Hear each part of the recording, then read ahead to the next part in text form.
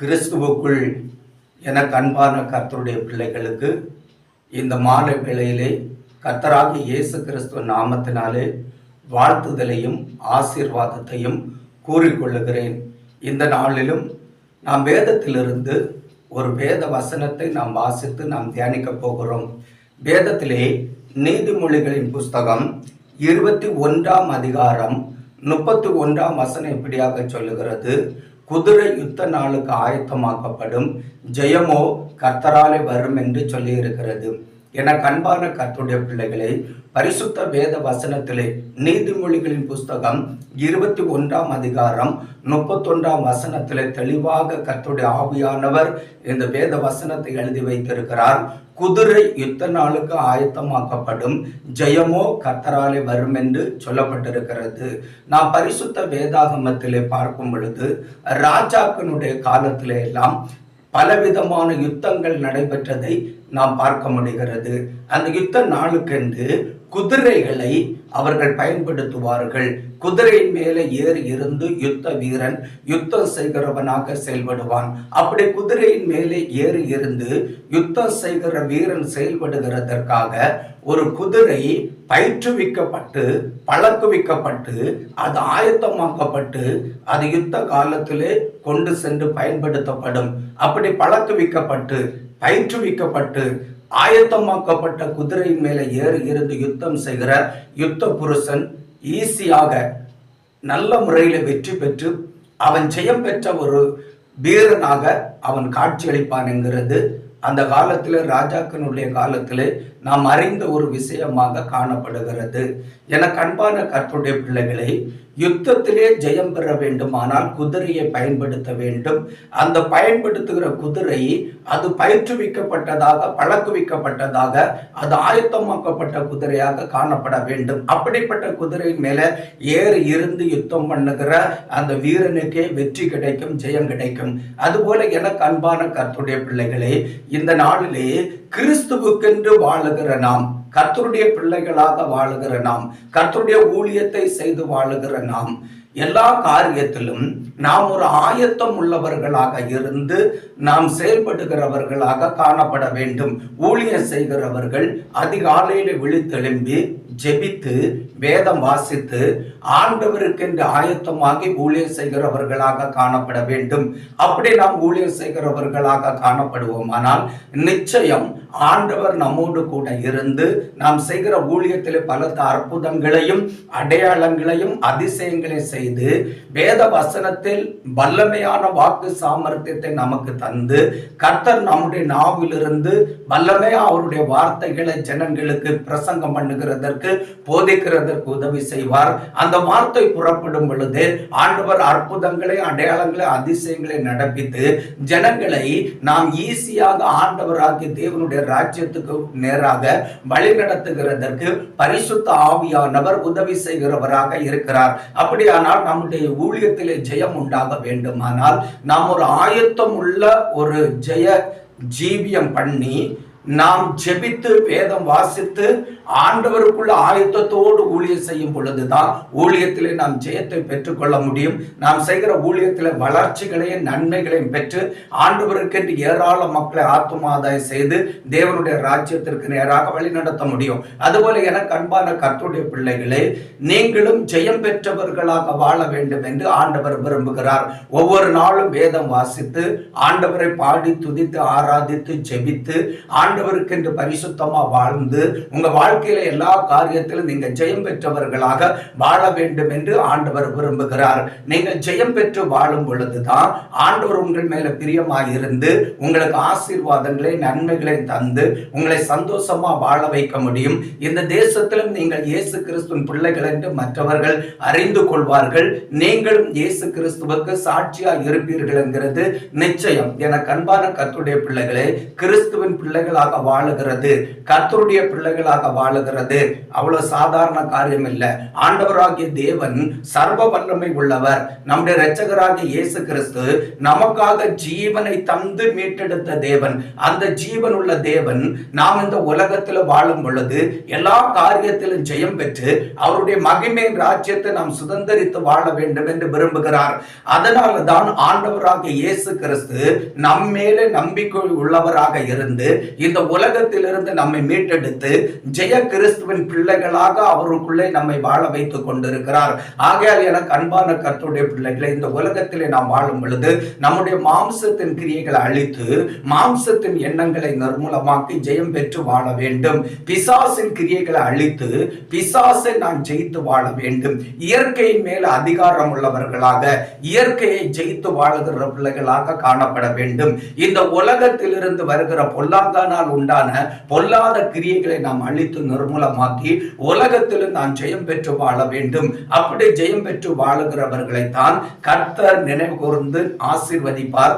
அவர்கள் தான் இயேசப்பாவுடைய வருகையில பரலோக ராஜ்யத்தில் எடுத்துக் கொள்ளப்படுவார்கள் என்கிறது நிச்சயம். அது மட்டுமல்ல, எனக்கு அன்பான கர்த்தருடைய பிள்ளைகளே, கர்த்தருடைய பிள்ளைகள் என்று சொல்லுகிற நீங்கள் பலவிதமான வேலை ஸ்தானத்தில் இருந்து நீங்கள் வேலை செய்கிறவர்களாக இருப்பீர்கள். அது மட்டுமல்ல, எனக்கு அன்பான கர்த்தருடைய பிள்ளைகளை, நீங்கள் படிக்கிறவர்களாக இருப்பீர்கள். படிப்பிலே வெற்றியை பெற வேண்டும் என்று நீங்கள் வாஞ்சிப்பீர்கள்.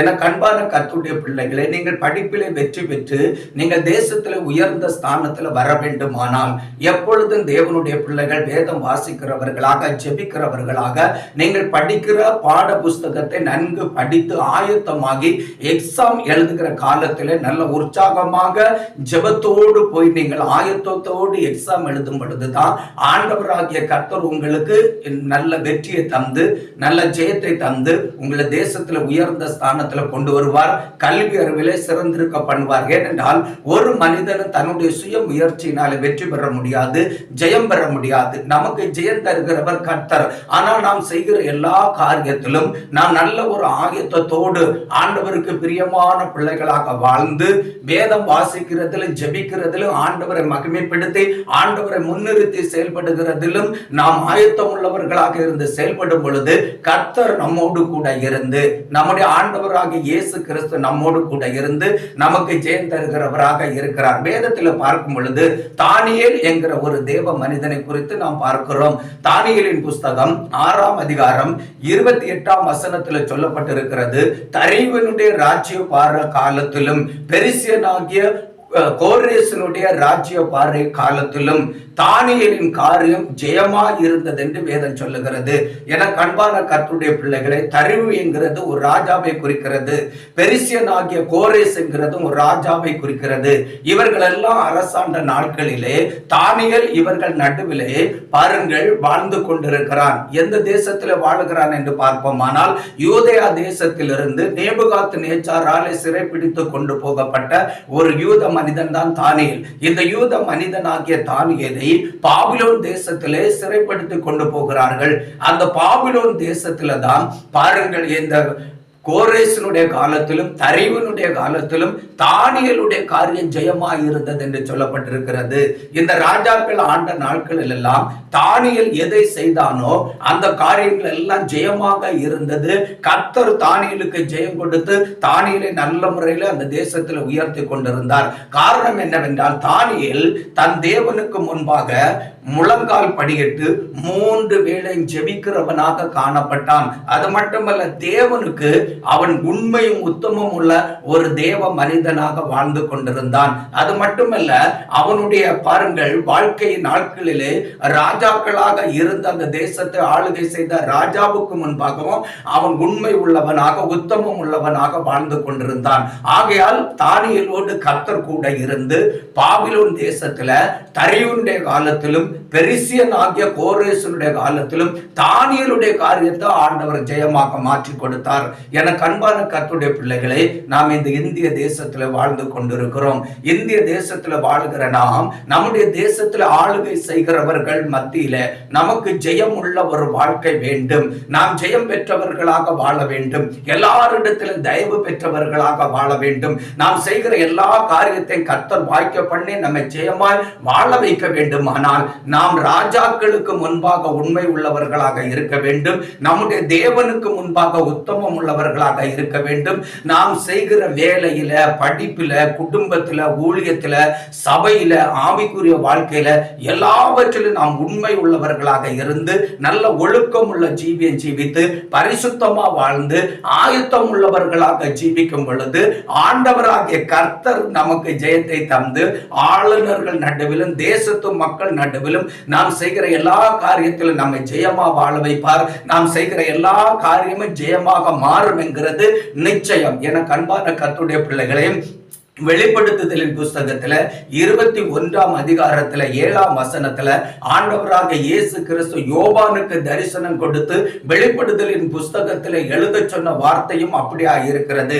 அந்த வசனம் என்ன சொல்லுகிறது என்று பார்ப்போமானால், ஜெயம் கொள்ளுகிறவன் எல்லாவற்றையும் சுதந்தரித்துக் கொள்வான், நான் அவன் தேவனாய் இருப்பேன், அவன் எனக்கு குமாரனாய் இருப்பான் என்று ஆண்டவர் சொல்லி இருக்கிறார். எனக்கு அன்பான கர்த்தருடைய பிள்ளைகளே, இந்த உலகத்திலே நாம் வாழும் பொழுது கர்த்தருக்காக வாழுகிற கர்த்தருடைய பிள்ளைகள், கர்த்தருடைய ஊழியத்தை செய்கிற கனத்துக்குரிய சகோதர சகோதரர்கள், ஊழியக்காரர்கள், ஊழியக்காரிகள், நாம் இந்த உலகத்தில் வாழும் பொழுது எல்லா காரியத்திலும் ஜெயம் பெற்றவர்களாக, எல்லாவற்றையும் ஜெயிக்கிறவர்களாக வாழும் பொழுதுதான் பரலோக ராஜ்யத்திலே ஆண்டவராகிய தேவனாலே, நம்முடைய இரட்சகராகிய இயேசு கிறிஸ்துவாலே உண்டாக்கப்பட்டிருக்கிற, ஏற்படுத்தப்பட்டிருக்கிற எல்லா சுதந்திரத்தையும் பெற்று அனுபவிக்க முடியும் என்கிறது நிச்சயமாக இருக்கிறது.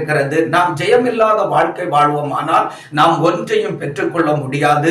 நாம் எல்லாவற்றையும் இழந்து பரிதபிக்கப்பட்டவர்களாக மாறிவிடுவோம். நாம் கிறிஸ்தவ வாழ்க்கை வாழுகிறது என்கிறது பரலோக ராஜ்யத்திலே கிறிஸ்துவாலே நமக்கு ஏற்படுத்தப்பட்டிருக்கிற, நம்முடைய இரட்சகராக இயேசுவாலே நமக்கு ஏற்படுத்தப்பட்டிருக்கிற, சர்வ வல்லமை உள்ள தேவனாலே ஏற்படுத்தப்பட்டிருக்கிற எல்லா ஆசீர்வாதங்களை, கிருபைகளை, மகிமை, ஜீவனை நாம் சுதந்தரித்துக் கொண்டு இயேசுவோடு பரலோக ராஜ்யத்தில் மகிமை ராஜ்யத்தில் வாழ்ந்திருக்கிறவர்களாக, ஆளுகை செய்கிறவர்களாக மாற வேண்டும் என்கிறதற்கு தான் இந்த உலகத்திலே நாம் கிறிஸ்துவுக்காக வாழ்ந்து கொண்டிருக்கிறோம். ஆகையால் கிறிஸ்துவுக்காக வாழுகிற நாம் ஜெயம் கொள்ளுகிறவர்களாக வாழுவோம். முடிவு பரியந்தமும் கர்த்தருக்குள்ள நிலைத்திருந்து எல்லாவற்றையும் ஆயத்தத்தோடு சீரும் சிறப்புமாக செய்து நிறைவேற்றி ஜெயம் உள்ள வாழ்க்கை வாழ்வோம். ஜெயம் பெற்றவர்களாக இயேசு கிறிஸ்துவனுடைய ராஜ்யத்தில் பிரவேசித்து வாழுவோம். இயேசு கிறிஸ்துவின் மகிமையிலே எல்லாவற்றையும் நாம் சுதந்திரித்துக் கொள்ளுகிறவர்களாக காணப்படுவோம். அது மட்டுமல்ல, அப்பொழுது நம்முடைய ஆண்டவராக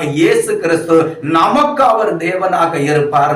நாம் அவர் குமாரர்களும் குமாரத்திகளுமாக இருந்து அவருடைய ராஜ்யத்தில் முடிசூட்டப்பட்டவர்களாக வாழுவோம். கர்த்தரோடு என்றென்றைக்கு நீடித்து இருந்து அவருடைய சித்தத்தை செய்து அவருடைய பூமுகத்தை தரிசித்து அவருக்குள்ளே மகிழ்ச்சியா வாழ்வோம் என்கிறது நிச்சயம். இந்த நல்ல பாக்கியத்தை ஆண்டவர் நமக்கு தரும்படி நாம் ஆண்டவரிடத்தில் ஜெபிக்க போகிறோம். ஆண்டவருடைய வேத வசனத்தின்படி குதிரை யுத்த நாளுக்கு ஆயத்தமாக்கப்படும், ஜெயமோ கர்த்தராலே வரும் என்று சொன்ன வசனத்தின்படி நீங்கள் இந்த வசனத்தை கேட்டு இதை கை கொண்டு நடக்கிறவர்களாக காணப்படும் பொழுது எல்லாவற்றிலும் உங்களுக்கு ஜெயத்தை தந்து உங்களை ஆசீர்வதிப்பார் என்கிறது நிச்சயம். நாம் ஜெபிப்போம். அன்பின் இரக்கமுள்ள தேவனே, மகா பரிசுத்தம் உள்ள கர்த்தராக இயேசு கிறிஸ்துவே, இந்த நல்ல மாலை வேளைக்காக உமக்கு ஸ்தோத்திரம் ஏசப்பா.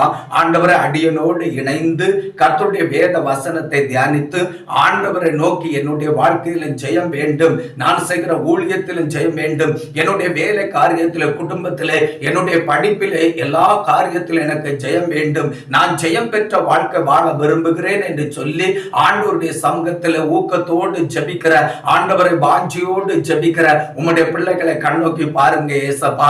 குதிரை யுத்த நாளுக்கு ஆயத்தமாக்கப்படும், ஜெயமோ கர்த்தராலே வரும் என்று சொன்னீரே ஏசப்பா.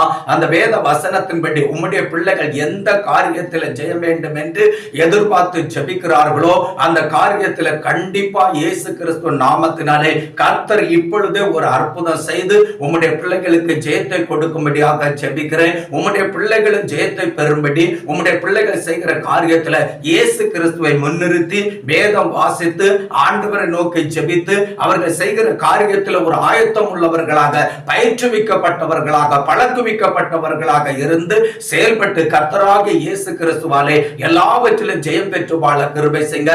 ஊழியம் செய்கிற பிள்ளைகளும் ஊழியத்தில் நல்ல ஒரு ஜெயம் பெற்று நல்ல ஒரு வளர்ச்சியை பெற்று ஊழியத்தில் முன்னேறி செல்கிற பாதையிலே செயல்பட ஆண்டவருடைய பிள்ளைகளுக்கு உதவி செய்யுங்க. குடும்பம் நடத்துகிற சகோதர சகோதரிகளை ஆசீர்வதிங்க. வேலை இல்லாத பிள்ளைகளுக்கு வேலை வாய்ப்பை கொடுங்க. திருமணமாகாத சகோதர சகோதரிகளுக்கு திருமண காரியத்தை வாக்கியம் பண்ணி ஜெயம் கொடுங்க. குழந்தை பாக்கியம் இல்லாத சகோதரிகளுடைய கற்பத்துல நல்ல பிள்ளை பாக்கியத்தை உருவாக்கி ஆண்டவர் ஜெயம் கொடுங்க. ஏசப்பா, ஆண்டவரை தரிவினுடைய ராஜ்யபார காலத்திலும் ஆண்டவரை பெர்சியனாகிய கோரேசனுடைய ராஜ்யபார காலத்திலும் தானியேலுடைய காரியம் ஜெயமாய் இருந்தது போல உம்முடைய பிள்ளைகள் எந்தெந்த துறையில் இருந்து வேலை செய்கிறார்களோ ஆண்டவரே, அந்த துறையில உம்முடைய பிள்ளைகளுக்கு எல்லாருக்கும் முன்பாக எல்லாருடைய காலத்திலும் கர்த்தருடைய பிள்ளைகளுக்கு ஜெயம் கொடுத்து கர்த்தருடைய பிள்ளைகளை உயர்ந்த ஸ்தானத்துல கொண்டு வாருங்க. ஆளுகை செய்கிற ஸ்தானத்துல கொண்டு வாருங்க. எல்லா மக்களும் கர்த்தருக்கு பயந்து கர்த்தருடைய வேத வசனத்தின் சத்தியத்தை கேட்டு அதை கை கொண்டு ஆயத்தம் உள்ள ஜீவியம் ஜீவித்து கர்த்தருக்குள்ளே ஜெயம் பெற்று வாழ கிருபை செய்கிறாங்க.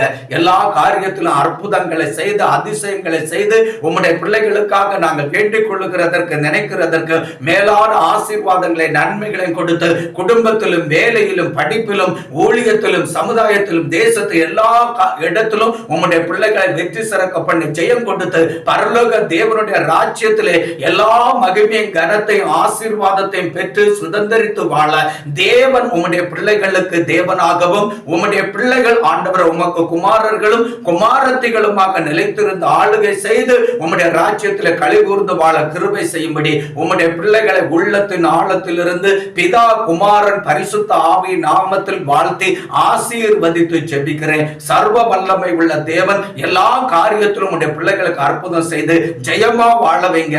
கர்த்தருடைய ராஜ்யத்தின் எல்லா ஆசீர்வாதங்களை சுதந்திரித்து மகிமையில கலிகூர்ந்து வாழ கிருபை செய்ங்க. நித்திய ஜீவனை பெற்று இயேசு கிறிஸ்துவுக்குள்ள என்றென்றைக்கு நிலைத்திருந்து வாழட்டும். இயேசுவோடு ஆளுகை செய்கிற பிள்ளைகளாக நிலைத்திருக்கட்டும். அப்படியே செய்கிற நல்ல கிருபைகளுக்காக கர்த்தருக்கு ஸ்தோத்திரம், கர்த்தருக்கு ஸ்தோத்திரம், கர்த்தருக்கு ஸ்தோத்திரம். உம்முடைய கைகளில் உம்முடைய பிள்ளைகளை தாழ்த்தி தருகிறோம். துதி கனம் மகிமை எல்லாவற்றையும் பரலோக பிதாவாகிய தேவனுக்கே செலுத்தி என் ஆண்டவரும் என் இரட்சகரும் என் தகப்பனுமாய் இருக்கிற இயேசு கிறிஸ்துவ நாமத்தில் எங்களை தாழ்த்தி ஜெபிக்கிற எங்கள் ஜெபம் கேட்டு பதில் தாருங்க. ஜீவன் உள்ள பரிசுத்த பரம பிதாவே, ஆமேன் ஆமேன். என அன்பான கர்த்தருடைய பிள்ளைகளே, ஆண்டவர் நீங்கள் கேட்ட வசனத்தின்படி நீங்கள் வாழும் பொழுது நாம் ஜெபித்த ஜெபத்தின்படியே உங்களுக்கு அற்புதம் செய்வார். நீங்கள் என்னோடு இந்த வேத வசனத்தை தியானித்து ஜெபித்திருக்கிறீர்கள். இந்த நிகழ்ச்சியை பார்க்கிற ஒவ்வொருவருக்கும் ஆண்டவர் உடனே அற்புதம் செய்வார். நீங்க எந்த காரியத்தில் அற்புதங்களை எதிர்பார்க்கிறீர்களோ, எந்த காரியத்தில் ஜெயத்தை எதிர்பார்க்கிறீர்களோ, கண்டிப்பா அந்த காரியத்தில் இயேசு கிறிஸ்து உங்களுக்கு அற்புதம் செய்து ஜெயம் தந்து ஜெயமா வாழ வைப்பார். இன்றைக்கே அந்த அற்புதத்தை ஆண்டவர் செய்வார். இந்த நிகழ்ச்சியை பார்க்கும் பொழுதே செய்வார். ஆசீர்வாதமா வைப்பார். God bless you. God bless you. Amen. Amen.